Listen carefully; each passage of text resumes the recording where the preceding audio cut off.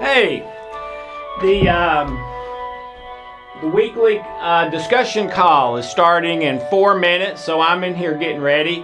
The head of this program wanted me to be live on video and just see how he liked it, I guess. I don't like it because I'm always walking around bouncing my balls, and I can just mute the conference call so you don't hear me bouncing my balls, but I always am. And I like walking around a lot better than being still. So we'll see how this goes. This is the first call of our shift in the music you hear is we're on hold for the call that starts in 3 minutes. Sorry, I'll try to turn that down. But we just started our shift in emphasis from 75% on products to 75% on teachings. And so we started 2 YouTube channels that are both teaching. They're all free. They'll always be free. And I'm getting back to what I believe is most important. The tools are great. Trilogy, I believe, is the best healing process there's ever been. The healing codes, memory engineering, those are great tools. I think they're the best tools, but they're just tools. Are they important? Yeah. Now, if you live the principles, you may not ever need them.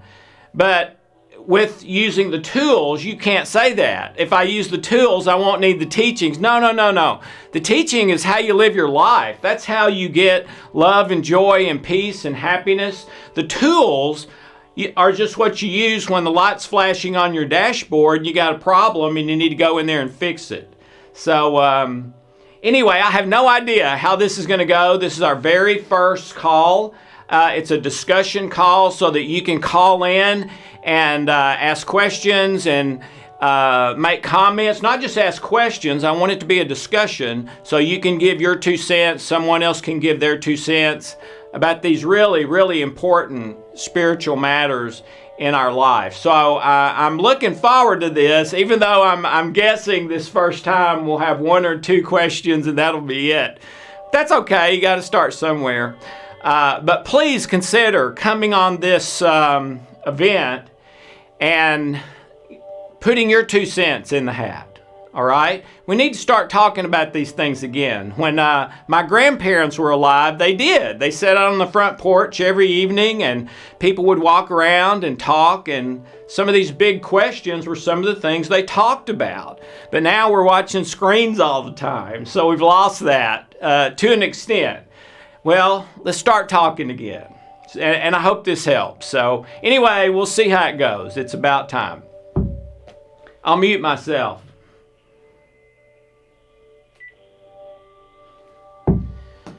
Sorry about the ball thing. I'm dyslexic, ADHD, probably some other D's that they hadn't discovered yet. I think it's an advantage. I don't think I would be here without those things, but also makes me want to have fun all the time. Here we go. Can you hear me okay, Johanna? Yeah, I can hear you fine. All right. Well, I'm not in my office. I've done this program from my office for whatever it's been, 14 years. And I'm not in my office today. I'm in the studio because Santo wanted it to be audio and video. So I'm live on video right now as well. So, Johanna, this is a weird deal, but I am so excited. I have been working toward this for about 12 years. And I don't know what this is. I don't know what to call it. If you've got a name, let me know, okay? The spiritual laws for the principles, but de facto love or love always, or I don't know, something. So if you come up with an idea, let us know. Anyway, I worked for months building a video library that is foundational. So if you're new to this and you're thinking, who in the heck is this guy and what are they doing?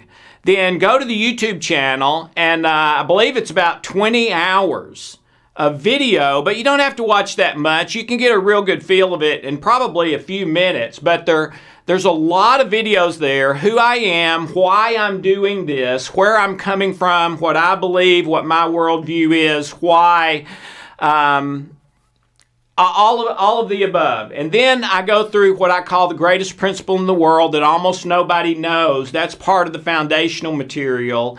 And then we start with the spiritual laws. And it's been my experience as I've used these over the last 27 years. It's really easy for me to know how long it's been because it started the day of my oldest son's birth, and he's 27. So as I've been teaching these spiritual laws in counseling, therapy, ministry, one-on-one, when I speak everywhere, it's been my experience that somewhere around 6 to maybe 15 of the spiritual laws will form a whole for any one person, but every person will have a different 6 to 15. Okay, so I'm starting with the ones that I think are most foundational, the foundational stuff, then the greatest principle is, I believe, one that applies to everybody. And then the next 5 is a series that we're starting this week, and the very first one is, what is the meaning of life? Wow, that was a little bit formidable. Maybe I should have picked a little smaller issue. That thing that when you're in your 20s at college or whatever you're doing, hanging out with friends late at night, and everybody's a little groggy and sleepy and mellow, and you start talking about some maybe deeper thing. Hey, have you ever thought about this? Hey, I wonder how far the stars... And one of those is, hey, why do you think we're all here? What's this all about? What's the meaning of life? And I used to talk about that a lot with some of my friends back in that time, but then you kind of quit talking about it, in my experience. And now we're watching screens. In so much of our time, studies show we're talking much, much less. So there's never been a time when this is needed more than today. Let's start talking, because not only might we come up with some good answers or some good things to do, but the act of talking in love and truth and respect lowers your stress. It activates your vagus nerve, which some scientists are now saying is the off switch for disease. Does all kinds of wonderful things. We need to start talking again. My grandparents back in their day, they would all sit out on the porch. This was before air conditioning. So in the summer, everybody in town is sitting out on the porch and they walk around. Hey, how you doing? What's up? And during that time, they would talk more about some of these big issues of life. Let's bring that back. I'm happy that you're getting my 2 cents. But we want your 2 cents. And not only that, we want you to start talking to people where you are or over the phone about, hey, this may seem like a weird question, but what do you think the meaning of life is? What do you think your particular purpose in life is? Hey, what's the biggest lie you've ever heard that could really be destructive if somebody believed it and lived that way? Hey, have you ever had any new piece of information, new truth that was just like, whoosh, man, everything's different like almost immediately? And then the 5th one, whatever is the biggest problem you have, how can you solve it? Because I believe there's virtually always a way to solve it. So why live with it if you can solve it? But today, this week, is what is the meaning of life? Socrates said, as everyone knows, the unexamined life is not worth living, but he really didn't define what he thought the meaning of life was. He did indicate that we should be shooting kind of for, at the end of our life, sort of a spirit of worthfulness and a spirit of of well-being. Well-being's still a huge popular catchphrase today. I think Socrates would have agreed with that. Okay, Stanford University, their philosophy department, put out a thing on the meaning of life, and for them, it was meaningfulness. Okay, but then the question is, okay, but what is meaningful? And are meaningful things different to different people?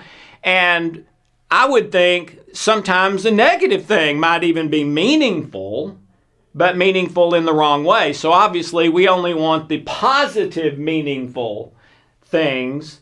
But anyway, those are two very credible, highly respected sources and their 2 cents. But I would love to hear your 2 cents. So, Johanna, do we have anyone with their hand held up who would like to not just ask a question, but make a comment? Let us know your 2 cents about this issue. What is the meaning of life? Okay, well, we do have a hand up, and for those of you who don't know how to raise your hand, it's *2 on your phone. It's going to raise your hand. I'll be able to unmute your line, and you'll be able to ask Alex. Mute the phone so I can throw my ball for a second. Person who jumped right in. Your number ends in 8972. 8972. You're from California. Your line is open. Yes, hi. Hi. Hi, Alex. What's Doctor? What are you doing? I'm great. I hope you're healthy and safe. I am. Wonderful. Same to you. Yeah, we're doing great. All of us are healthy. Actually, we're having a great time. We're playing board games every night, which we hadn't done in years. So, what is your name? Sonia. Sonia, beautiful name. What 2 cents do you want to throw in today? Well, what comes up for me is that I believe, from my experience as I witness myself, that I am an individual expression of this thing that we call life. Source. Yes. That which frees us. That my awareness, I'm like this awareness that's like a witness who can feel. Yes. So I have had an experience like that where I'm actually witnessing this body that I am actually, that is in me. And I'm having this experience with it. So I think that we're actually not the body. We came here to like a suit to give our different to have this experience of being human. Yes, ma'am. Not being human in a sense. We're not the body, even though we're having an experience of the body and the mind. That we're all one, giving our different point of views or different perspectives in a sense of how we would like to create. So we're creators, God. I kind of see it. All right, that's very interesting, Sonia. I completely agree with you that we are not our body, and that our body is just kind of a suit that I have on, and it affects my feelings and everything. That's one of the things that makes life more difficult, is because I have this feeling body that gets cold and hot and sick and need to go to the restroom and have a pain here or there. It affects me being able to live maybe the spiritual life I want. But I agree with you. I love what you said about we are people who recognize and experience this thing called life, and then its unique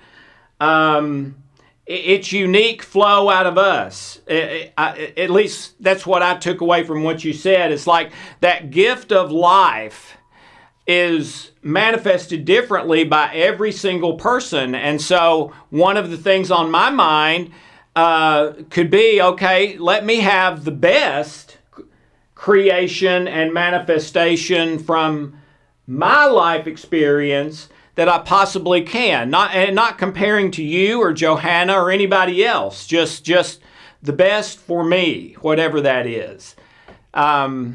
That's beautiful, Sonia. Thank you. Thank you. Yeah, so more like an individual expression, but not, it reminds me of, like if we're, an example that comes up right now for me is like a twin. Uh-huh. You're from the same source. Right. But your individual expressions, you're so, it looks like you're separate, but you're not. Right. But you're having your experience. Right. So that's what. That's, yeah, I love that. Now, I differ with you. I do not believe I am God. I think my 2 cents on that is if I'm God, I always wanted to be 6'3". I should be 6'3" if I'm God, and I can't seem to make myself 6'3". And my hair's getting grayer, even though probably if I had my preference, I would turn it back to blonde. So but that one depends on even a deeper worldview. But mine is that God flows through me. And wow, what better thing could I ever ask for than that? Yes, let me correct myself. That's exactly, I would say, like, we're the purity of that. Ah, yeah, okay. Cool. Cool. All right. So that's what it feels like more to me. But no, a creator, co-creating with this. Right. Within us. So we're just that individual expression of it. Yeah, every morning I'm like, I look at my hands and my feet and my body that, at my age now when I look in the mirror and think, who is that? But I still pray, God, what are you going to do with my hands and my mouth and my feet today? And I like to think that way. What are you going to do? Not what am I going to do? And I do believe I can give him control. And it is him doing it through me rather than me doing it. That's beautiful, Sonia. Thank you. That's what I believe too, Alex. All right. God bless you. God bless you, Sonia. Johanna, if you do not comment on these things, I'm going to fly to California and get you, okay? You are one of the most beautiful spiritual people I've ever known. I want you to do this with me, not just doing the hands that come out. What did you think about what Sonia said? I disagreed totally. Everything that you were saying was practically exactly what I was thinking at the time. So, yeah, I think it's a beautiful thing. And I love what you just shared about when you look at yourself in the morning and just say, okay, what are you going to do with these hands, with these feet? I love that. I think I'm going to start, that's my intention, of course, but to actually state that, I think will help. Yeah, cool. And guys, for those of you who don't know Johanna, maybe you've heard her voice on something or other. Johanna, I'm not going to ask you your age. That's the thing you never ask a woman. But I am going to ask you to tell them how many children do you have and how many grandchildren? I have 10 children. Yes, I gave birth to all 10. And I have 17 grandchildren. Wow. And by the way, ladies and gentlemen, she's one of our wonderful whole life coaches. And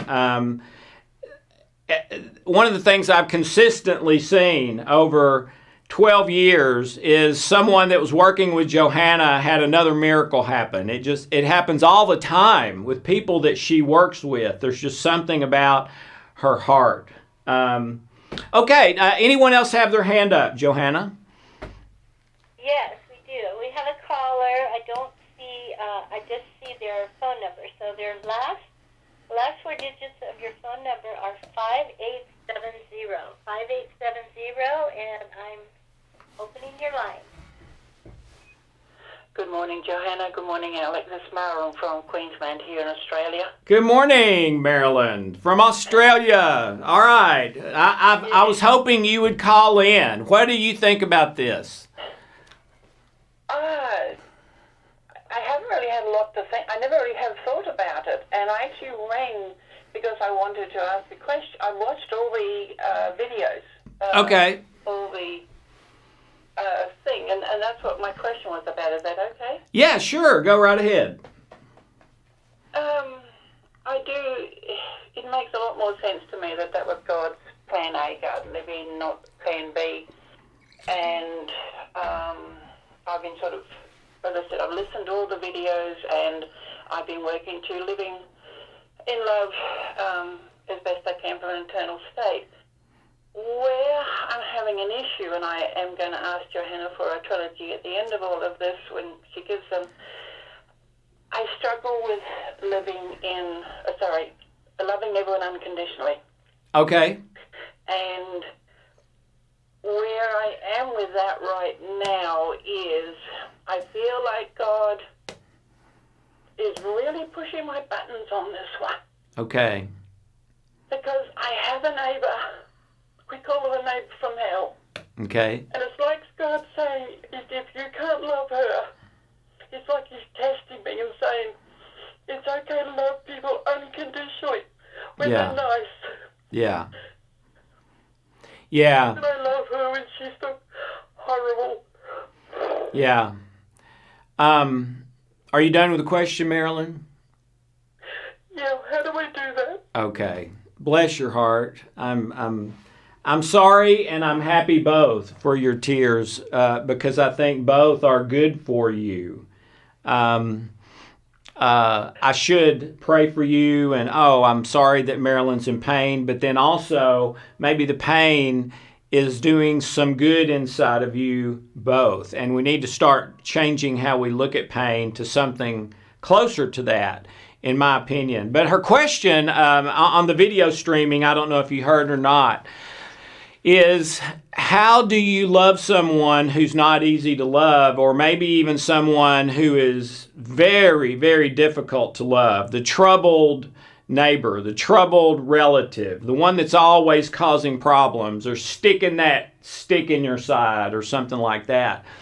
And my best answer for that, Maryland, is you can't. And I can't. And Johanna can't.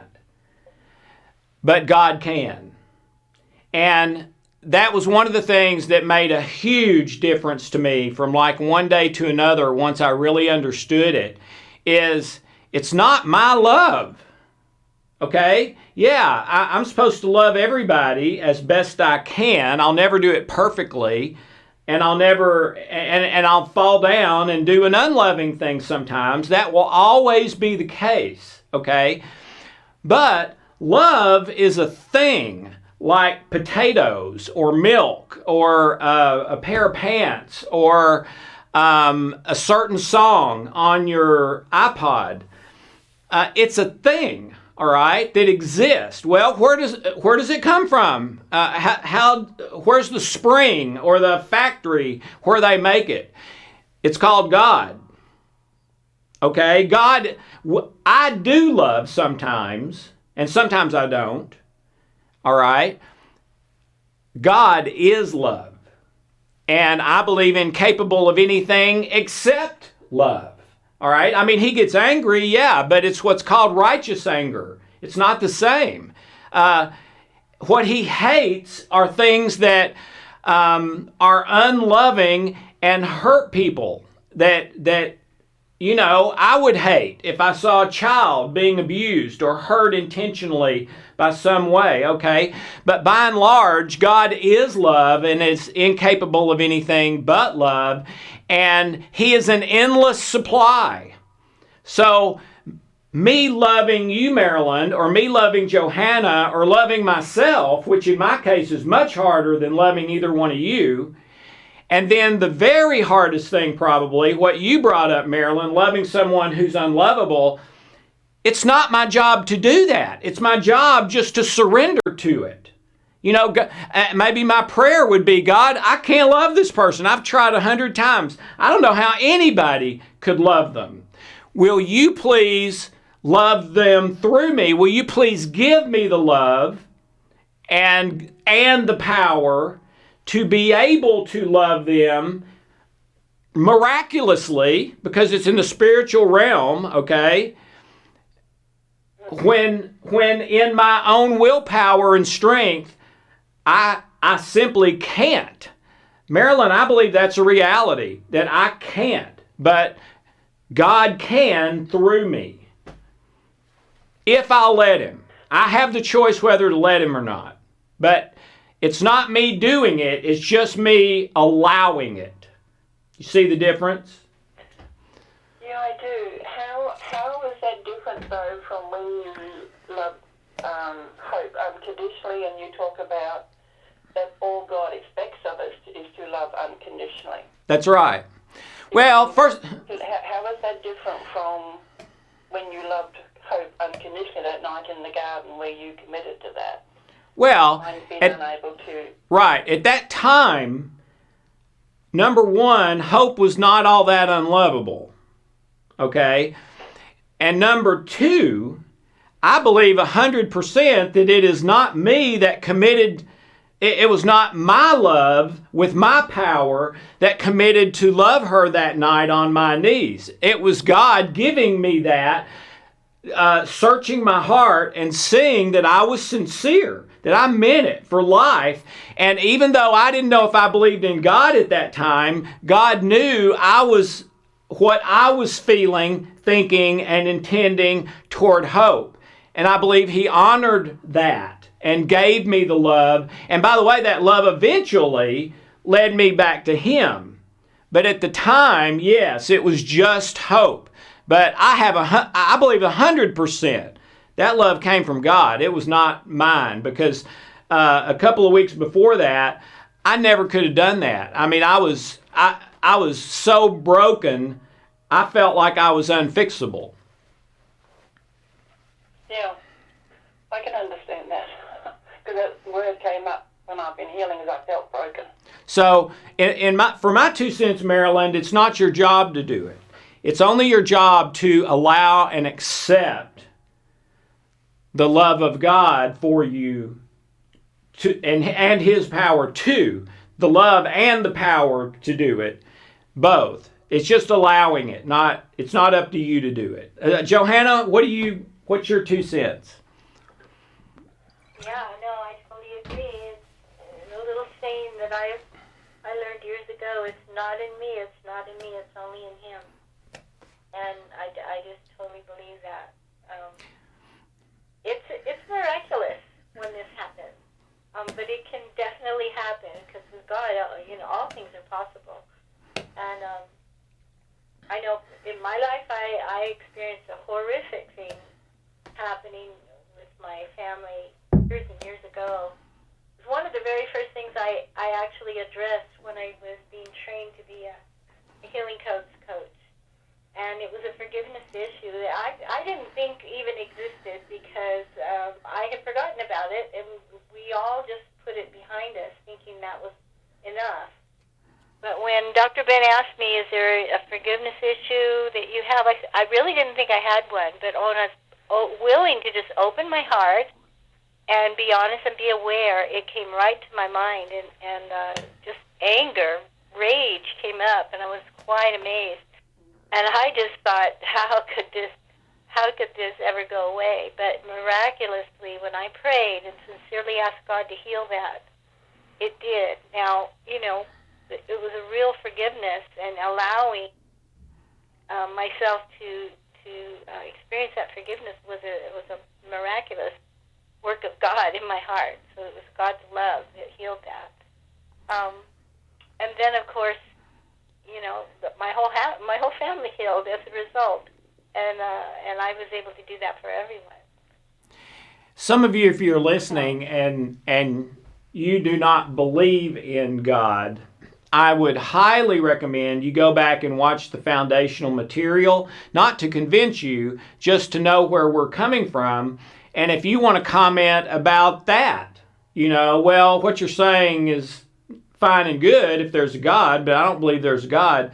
Yeah, throw that 2 cents in, okay? We want to be as unbiased and come from all angles as we possibly can.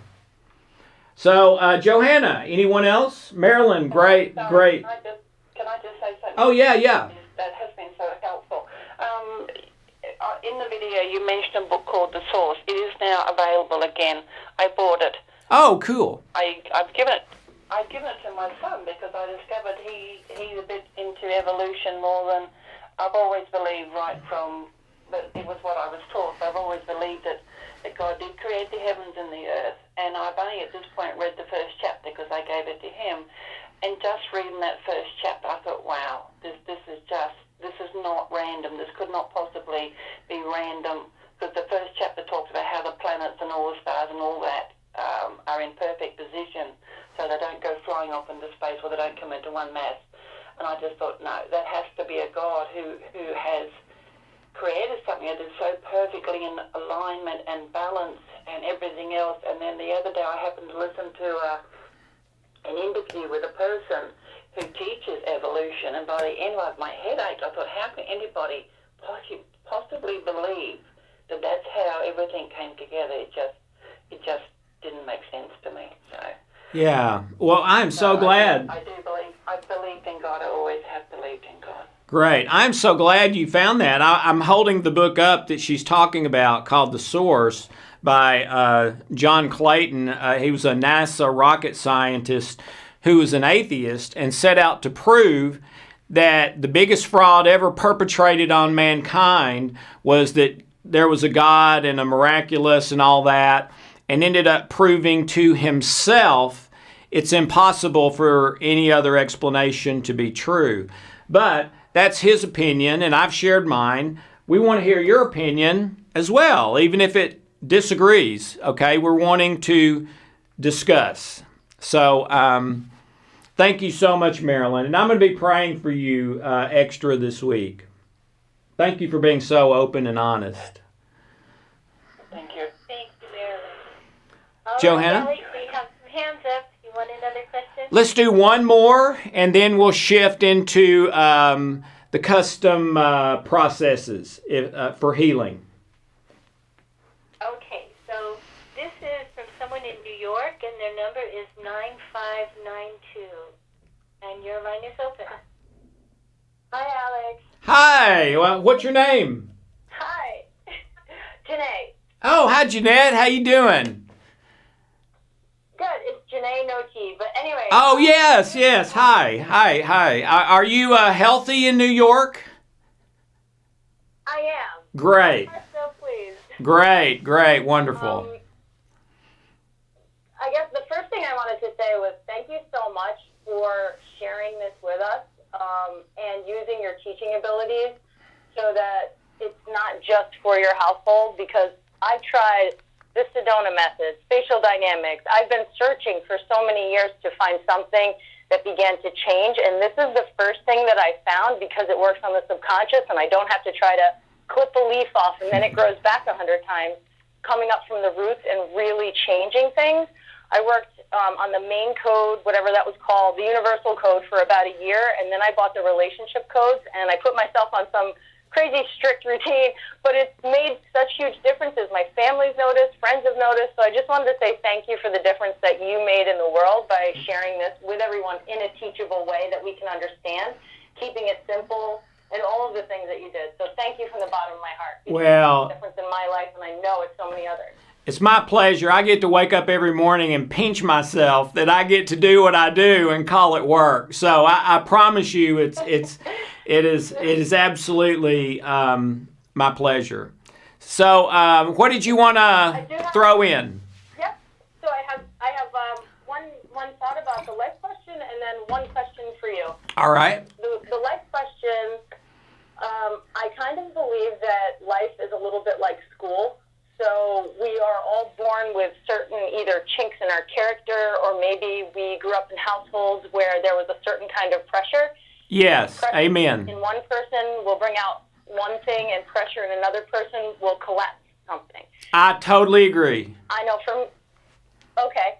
And so for me personally, I've had a lot of fear my whole life. And recently, there's something crazy that happens because there's all the logic of rational mankind and, figuring things out, and it's very crowded space. And above that space, there's it's almost like God thoughts, and it's much more space, and it's much more open.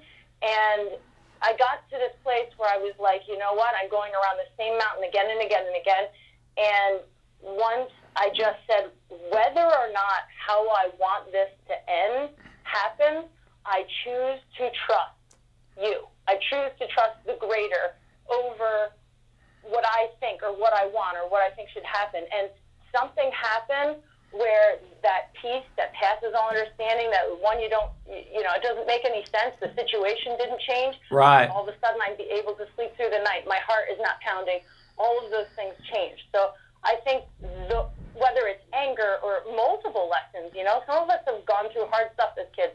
I think learning how do we begin to move into the God thought place where we're covered and we're not struggling is part of what life is about, because he cares more about our character than he does about us getting that next car or whatever it is that we think we need in the moment. Yeah, Jeanette, that is beautiful, man. I don't think I've ever heard it put that way, and I agree with you. I agree with you 100%. Everyone has their own woundedness. And even if you had parents that said, I love you 10 times a day and never yelled at you and all that, you're still going to have popsicle memories because you were in delta theta brainwave state for 6 years or 8 years or 10 years. So everybody has their weak spot. Everybody has their hot spot. And Jeanette, the very essence of living in love is you have to give up the end result. You have to give up the pain-pleasure thing. I mean, you can't live in love and not do that. Well, what's another word that's been used for that for a long time? You said it, trust, faith. It's saying, you know what?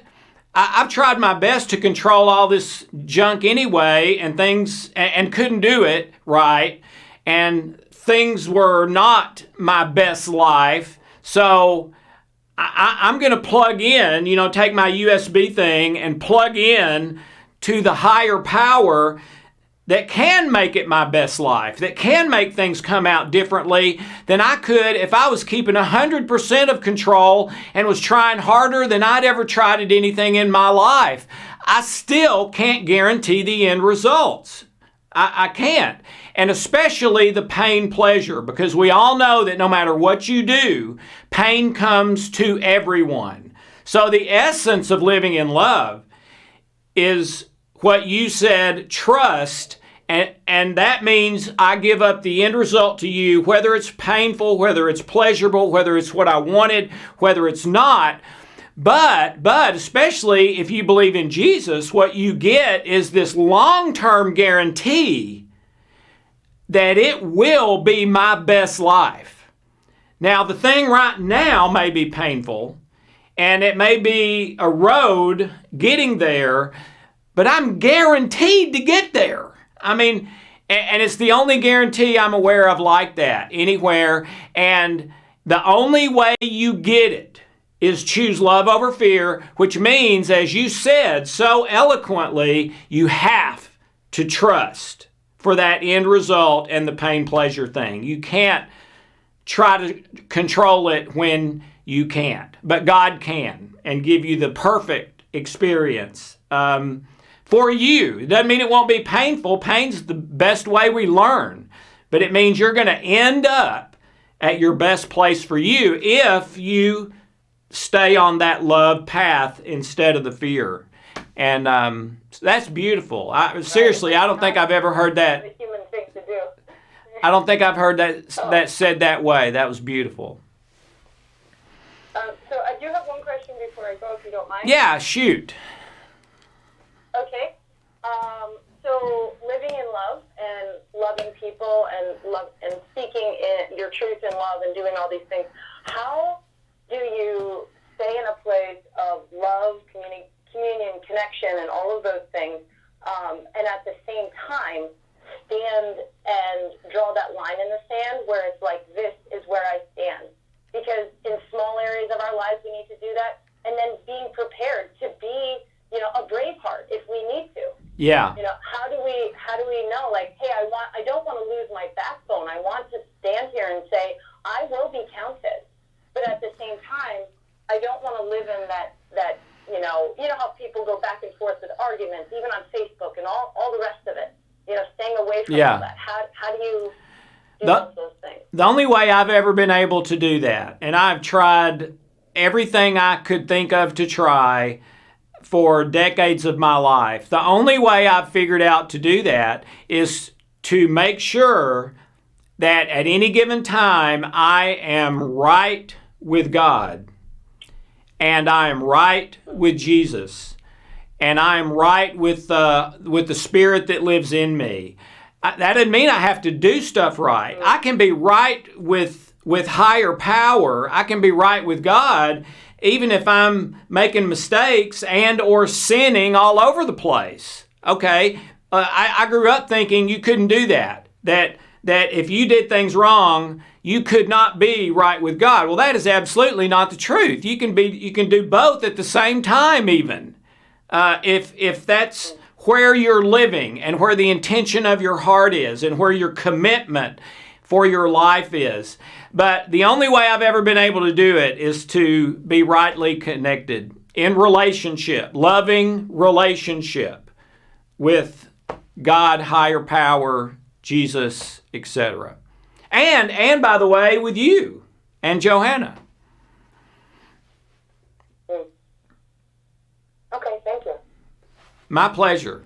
All right, Johanna, I'm going to step away and turn over the custom healing processes to you. Ladies and gentlemen, I got to tell you, I'm so excited. So many people were here asking questions today. I honestly thought we would have one or two questions, and then I'd be sitting here twiddling my thumbs. Oh, okay. But to have more questions than we can answer is a wonderful problem, and we'll talk about that. Maybe the answer is I need to give much, much shorter answers. I would guess that would be true. But I do not want to squash this. I want to fan the flame. We need to be talking about these things, and not as me with the answers, but as all of us discussing, contributing, unbiasedly, coming from all angles. The word integrity means the whole truth. Not just my truth or yours, the whole truth. So we'll talk about that, how we can maybe not have so many people who didn't get to put your 2 cents in, and see if we can make that better. But we did also want to give people an opportunity to get a custom healing process, especially now with this corona thing going crazy. So this may be different next week. But thank you so much for this week. Wonderful response. And Johanna, I'll turn it over to you. Okay, Alex, thank you. And thank you, Sonia, Marilyn. And I am off of the worldwide audio program. So I don't know if you'll see this or not. If you do, give us feedback whether it was helpful or me throwing my ball drove you crazy, which it does hope sometimes. I guess just whether you want to see more of this or you're not really interested. Let us know. Have a wonderful, blessed day.